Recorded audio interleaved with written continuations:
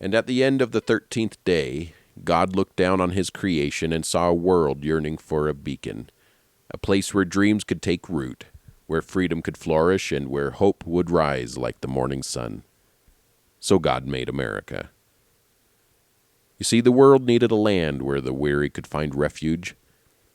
God wanted a nation that would welcome the tired, the poor, the huddled masses yearning to breathe free.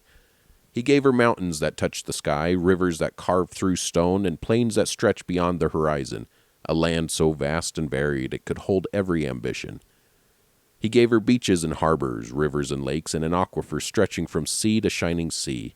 He filled her with forests that whisper of eternity, and deserts that teach resilience. So God made America.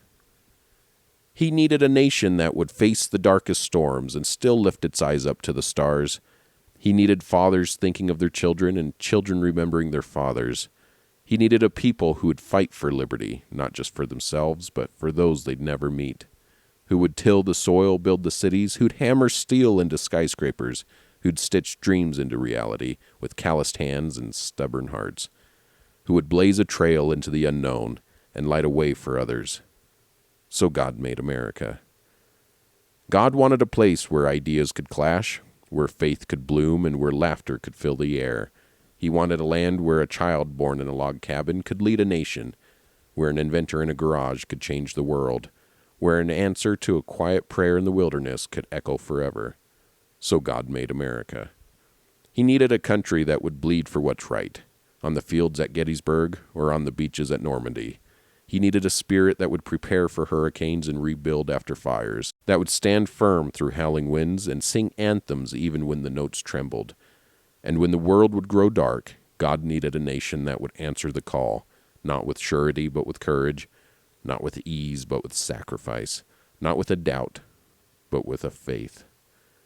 A nation that would plant the seeds of freedom, defend his virtues, and light a torch for all to see. So God made America. God knew she wouldn't be perfect, and that the people couldn't be perfect. But she would be perfect for her people. He knew her citizens would falter and wrestle with their flaws, and would sometimes lose their way. But he would give them a constitution to guide them, a flag to inspire them, and a dream to remind them of who they could be. Because God knew the world needed a place where equality was cherished, and where the promise of tomorrow was worth fighting for. He needed a place where the spirit of the Son of Man could be restored. So God made America, and he looked upon her and called her good.